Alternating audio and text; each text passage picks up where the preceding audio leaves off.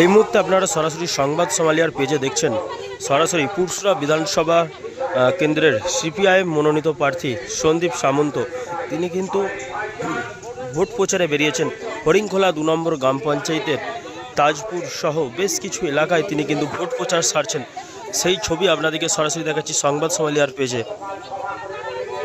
আপনারা দেখছেন টোটোই করে বিভিন্ন এলাকায় কিন্তু তিনি প্রচার সারছেন। মানুষজন যেখানে দাঁড়িয়ে আছে দেখে কিন্তু তিনি নেবে মানুষজনের সুবিধা অসুবিধার কথা শুনছেন। সেই ছবি আপনাদেরকে দেখাচ্ছি সরাসরি সংবাদ সোমালিয়ার পেজে। সকাল থেকেই মূলত ভোট প্রচারে বেরিয়ে পড়েছেন সিপিআইএম মনোনীত প্রার্থী। সিপিআইএম কর্মী সমর্থকদের সাথে নিয়ে মূলত বিভিন্ন এলাকায় ভোট প্রচারে কিন্তু দেখা যাচ্ছে সন্দীপ সামন্তকে। মূলত প্রার্থী তালিকা ঘোষণার পর থেকেই সিপিআইএমের এই সন্দীপ সামন্ত পুরসুরা বিধানসভার বিভিন্ন এলাকায় তিনি কিন্তু ভোট প্রচার সারছিলেন। সেই ছবি আমরা দেখতে পেয়েছিলাম। মূলত আজও হরিংখোলা 2 নম্বর গ্রাম পঞ্চায়েতের পুরসুরা বিধানসভার অন্তর্গত সেই সব এলাকাতেও কিন্তু ভোট প্রচার সারছেন। সেই ছবি আপনাদেরকে দেখাচ্ছি সরাসরি সংবাদ সোমালিয়ার পেজে।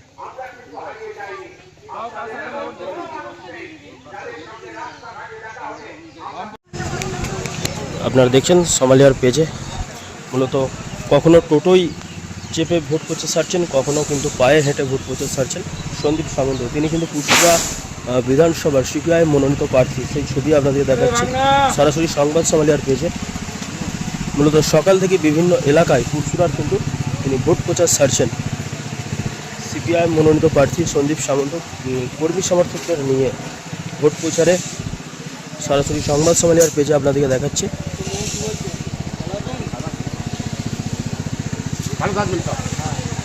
ভাবতে হবে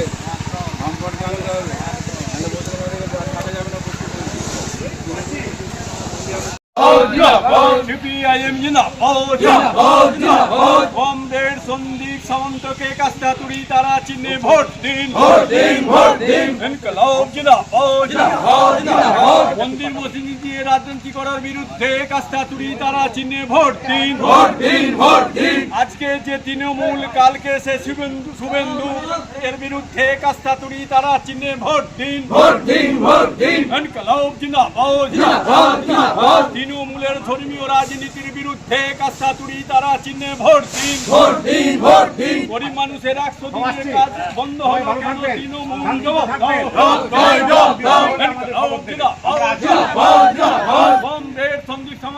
আমাদের এবারে যে বিধানসভা নির্বাচন, সেই নির্বাচনে আমাদের সিপিআইএম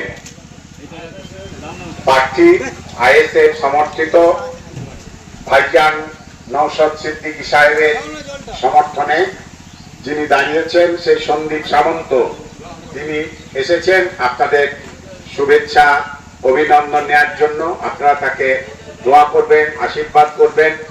এবং আপনারা জানেন যে এই নির্বাচন খুব গুরুত্বপূর্ণ নির্বাচন। এই নির্বাচনে ঠিক হবে যে আমাদের রাজ্যে একটা দুর্নীতিগ্রস্ত, সর্বব্যাপী দুর্নীতির সঙ্গে আপোষকারী সাম্প্রদায়িক শক্তিকে যারা প্রশ্রয় দেয়, তাদের বৃদ্ধিতে যারা হত্যা করে, যাদের অপকর্মের ফলে আজকে 100 দিনের কাজ বন্ধ, সেই রকম একটি পচা গলা সরকার তারা আসবে না। যারা আপনার আমার মধ্যে বিচ্ছেদ করতে চায়, যারা আপনার আমার ধর্ম নিয়ে রাজনীতি করতে চায়, যারা মন্দির মসজিদ নিয়ে রাজনীতি করতে চায়, সেই সাম্প্রদায়িক শক্তি আসবে না। যারা রুটি রুজির লড়াইয়ের দাবিতে লড়াই করে, ধর্ম যার যার, আমাদের প্রত্যেকের একটা স্বাধীন ধর্ম আছে। আজকে আমরা নতুন করে ধর্ম পালন করছি না। এই দুই ফুল তারা ধর্মের ভিত্তিতে রাজনীতি করে মানুষের মধ্যে বিভাজন করতে চায়। আসলে তারা চায় গরিব খেটে খাওয়া মধ্যবিত্ত মানুষের। আপনাদের কাছে আমাদের অনুরোধ যে আপনারা খেটে খাওয়া মানুষের প্রার্থী, গরিব মানুষের প্রার্থী, চাষি সাধারণ মধ্যবিত্ত মানুষের প্রার্থী সন্দীপ সামন্তকে আপনারা কাস্তে হাতুড়ি তারা চিহ্নে ভোট দিন। আমরা যদি জিতি, আইএসএফ যদি জেতে, তাহলে আমরা আপনাদের কাছে প্রতিশ্রুতি দিচ্ছি, আমরা যেমন ভাই ভাই ছিলাম, আমরা আবার সেই রকম সম্প্রীতির মধ্যে, ঐক্যের মধ্যে, শান্তির মধ্যে আমরা থাকবো। কোন রকম উত্তেজনা আমরা হতে দেব না। আমরা এক কলে জল খাই, এক চায়ের দোকানে চা খাই, এক বেঞ্চিতে আমরা বসতে পারি, এক আড্ডায় আমরা কাজ করতে পারি, কোন রকম কোনো চিন্তা নাই। কিন্তু আজকে দিল্লির ওই সরকার আর রাজ্যের এই সরকার আপনার মধ্যে আমার মধ্যে বিভাজন তৈরি করে দিয়ে তারা ক্ষমতায় থাকতে চাইছে। বিজেপির ভয় দেখিয়ে তারা সমস্ত একটা সম্প্রদায়ের ভোটকে একত্রিত করার চেষ্টা করছে। আবার যখন সেই সম্প্রদায়ের মানুষ তারা যখন আপনার ওয়াকফ বিল নিয়ে আন্দোলন করে, তখন তাদের উদ্দেশ্যে নক্কারজনক কথা বলা হয়েছে। আপনাদের বলা হয়েছে অত্যন্ত খারাপ কথা, যে কথা আমরা কোশ্মিন কালে আপনাদের সম্পর্কে ব্যবহার করিনি, আমরা আশা করিনি। সেই জন্য আপনাদের কাছে আমাদের আবেদন যে বিজেপির ভয় দেখিয়ে, ভালো আছে, বিজেপির ভয় দেখিয়ে আপনাদেরকে চুপ করে রাখা যাবে না। আমি শুধু এইটুকু বলি, বিজেপি আসবে না, আসবে না, আসবে না, বিকল্প শক্তির পথ আনতে হবে। কিন্তু বিজেপির ভয় দেখিয়ে এই তোলাবাজ, এই দুর্নীতিগ্রস্ত, এই পচা গলা, এই 100 দিনের কাজ খেকো এই সরকারটাকে বরদাস্ত করবেন না। আসুন আমরা বিজেপিকেও রুখি, আর এই সাম্প্রদায়িক শক্তি যারা মদত দেয় তাদেরকে আমরা রুখি। জ্যোতিবাবু মহান নেতা ছিলেন। জ্যোতিবাসু একটা কথা বলেছিলেন যে মমতা বন্দ্যোপাধ্যায়ের সবচেয়ে বড় অপরাধ, সবচেয়ে বড় অপরাধ সে তিনি আমাদের রাজ্যে বিজেপিকে ডেকে নিয়ে এসেছেন। 2011 সালের পরে যে সন্ত্রাসের পরিবেশ তৈরি করে রেখেছিল তৃণমূল, সেই সন্ত্রাসের পরিবেশ থেকে বেরিয়ে এসে মানুষ স্বতঃস্ফূর্তভাবে সাড়া দিচ্ছে। তাদের বিভিন্ন যে সমস্যার কথা বলছেন, এসআইআরের সমস্যার কথা বলছেন, হাজার হাজার মানুষকে নাম বাদ দেওয়ার যে চক্রান্ত বিজেপি করেছিল এবং তৃণমূল সেটাকে নিয়ে রাজনীতি করেছে, মানুষ সেটা বুঝতে পেরেছে। তারা জোটবদ্ধ হচ্ছে বামফ্রন্টকে ফিরিয়ে আনার জন্য। কারণ 2002 সালে যে এসআইআর হয়েছিল তাদেরকে কাগজ নিয়ে কোনো জায়গায় ছুটতে হয়নি। সেই অভিজ্ঞতার ভিত্তিতে তারা মনে করেছে যে না, বামফ্রন্টই হচ্ছে ভালো। দ্বিতীয়ত হচ্ছে এলাকার যে সমস্যাগুলো আছে সেই সমস্যাগুলোর কথাও তারা তুলে ধরছে।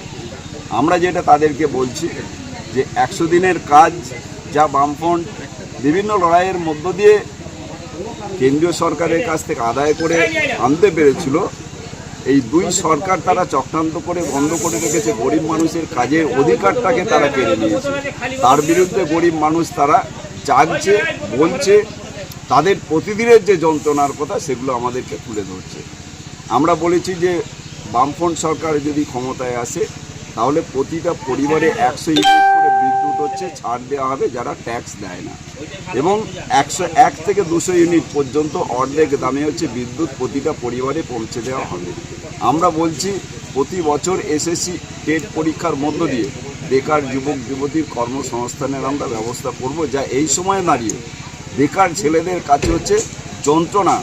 সেই যন্ত্রণা থেকে মুক্তি পাওয়ার জন্য তারাও বলছে যে আমাদের কাজ চাই, শিল্প চাই, আমরা শিল্প করতে চাই, যা বামফ্রন্ট সরকারের সময় বুদ্ধদেব ভট্টাচার্য তিনি হচ্ছে শুরুটা করেছিলেন, যেটাকে এরা ধ্বংস করেছে। সেই ধ্বংসের ওপর দাঁড়িয়েই হচ্ছে আমরা শিল্প তৈরি করব এবং যোগ্য ছেলেদের সেখানে কাজের আমরা ব্যবস্থা করব, এই কথাও বলছি। তার সাথে সাথে এটাও বলছি যে আমাদের পুরসুরা বিধানসভা হচ্ছে বন্যা কবলিত এলাকা। এই বন্যাকে নিয়ন্ত্রণ করার জন্য যা পরিকল্পনা গ্রহণ করা দরকার আমরা সেই পরিকল্পনা গ্রহণ করব, যাতে পুরসুরাবাসীকে হচ্ছে আমরা বন্যার হাত থেকে রক্ষা করতে পারি। আর একটা যেটা জ্বলন্ত সমস্যা, এই সময় কৃষকদের আলুর দাম নেই, যে জন্য কৃষকরা আজকে সর্বহারা। না তৃণমূল না বিজেপি, আমাদের এখানে 5 বছরের বিধায়ক ছিলেন, এই কৃষকদের পাশে দাঁড়িয়ে লড়াই করার ক্ষেত্রে কোনো দৃষ্টান্ত তিনি স্থাপন করতে পারেননি। ধর্মের ভিত্তিতে তিনি রাজনীতি করতে চাইছেন এবং বিভিন্নভাবে গরিব মানুষকে বিভ্রান্ত করার মধ্য দিয়ে তারা ক্ষমতায় টিকে থাকতে চাইছে। ফলে কৃষকের পাশে থাকা, যা বামফ্রন্ট সরকার থাকাকালীন কৃষকদের কাছ থেকে সরাসরি আলু কেনার মধ্য দিয়ে কৃষকদের হচ্ছে পাশে থেকেছে এবং বাইরে কিভাবে আলু পাঠানো যায় তার সমস্ত রকম পরিকল্পনা বামফ্রন্ট সরকার করেছে, যা এই সরকারের কাছে আমরা দেখতে পাচ্ছি না। না কেন্দ্রীয় সরকার না রাজ্য সরকার কারো কোনো ভূমিকা নেই। ফলে কৃষকরা আজকে দিশাহারা, সেখান থেকে তারা মুক্তি পেতে চাইছে এবং তারা মনে করেছে যে বামফ্রন্টকেই হচ্ছে ক্ষমতায় আনা দরকার, কারণ তারা আজীবন কৃষকের পাশে দেখেছে, আগামী দিনও থাকবে। আমরা যা 15টা হচ্ছে অঞ্চলে আমরা ঘুরে দেখেছি, বিভিন্ন এলাকার মানুষের সাহায্য নিয়ে সেখানে আমরা দেখেছি যে আমরা আশাবাদী মানুষ যেভাবে স্বতঃস্ফূর্তভাবে বেরিয়ে আসছে, গরিব পাড়া থেকে শুরু করে সংখ্যালঘু পাড়া থেকে শুরু করে কৃষক সমাজ থেকে শুরু করে, তাতে করে আমরা বামফ্রন্টের পক্ষ থেকে এবং তার সাথে আমরা যেহেতু পুরসুরা এবং পশ্চিমবঙ্গে আইএসএফের এবং বামফ্রন্টের জোট হয়েছে, ফলে এই জোট তারা চাইছে যে পশ্চিমবঙ্গের বুকে বামফ্রন্ট ফিরে আসুক এবং পুরসুরার বুকে সিপিআইএমের প্রার্থী এখানে জয়লাভ করুক। এবং আমিও আশাবাদী তাদের এই যে মনোভাব, সেই মনোভাবের ওপর দাঁড়িয়ে আমি আশাবাদী যে আমি এবারে নিশ্চয়ই জয়লাভ করব। মূলত তৃণমূল তো বলছে যে সিপিআইএম বা আইএসএফ ভোট কাটুয়া, এরা কেটে বিজেপির হাত শক্তিশালী করছে ভোট কেটে। বিজেপি শক্তিশালী হবে না তৃণমূল শক্তিশালী হবে সেটা মানুষ ঠিক করবে। ফলে যা তারা বলে সেটা কি প্রকৃতই সত্য কথা বলে না।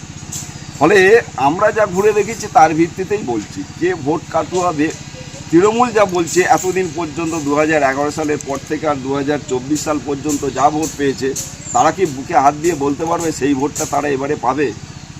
আমরা মনে করি তারা পাবে না।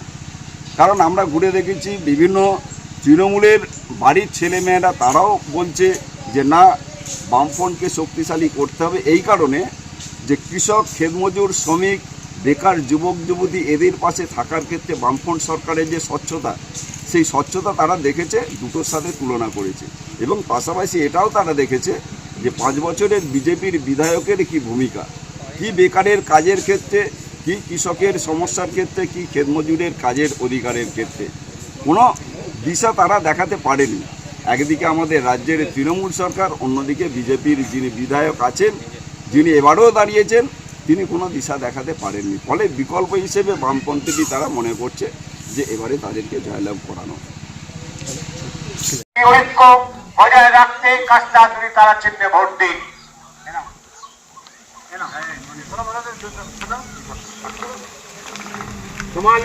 29 এপ্রিল অর্থাৎ 15ই বৈশাখ আসন্ন বিধানসভা নির্বাচনে পুরসুরা কেন্দ্রে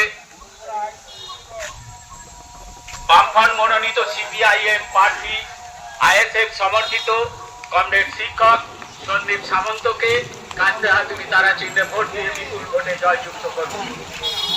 বন্ধুগণ, বন্ধ হয়ে পড়ে থাকা 100 দিনের কাজ চালু করার দাবিতে কমরেড সন্দীপ সামন্তকে কাঁধে হাতুড়ি তারা চিহ্নে ভোট দিয়ে বিপুল ভোটে জয়যুক্ত করুন।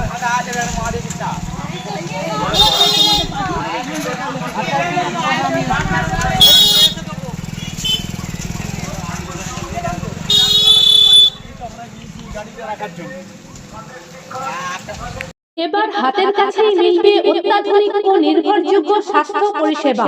আরামবাগ, খানাকুল ও পরশুরা থানা এলাকার মানুষদের জন্য এক বড় সুখবর। খানাকুলের সেকেন্দারপুরে গড়ে উঠেছে একটি আধুনিক ও সুসজ্জিত nursing home, Lifeline Health Care. Director Sanjay Palu. এই নার্সিং হোমে রয়েছে 24 ঘন্টা রোগী দেখানোর ও ভর্তি করার সুব্যবস্থা। সঙ্গে রয়েছে বিনামূল্যে অ্যাম্বুলেন্স পরিষেবা। অভিজ্ঞ পরিষেবা ও যত্নশীল ব্যবস্থাপনায় আপনার সুস্থতার নির্ভরযোগ্য ঠিকানা লাইফলাইন হেলথ কেয়ার। যোগাযোগ 9735481158 7432984404।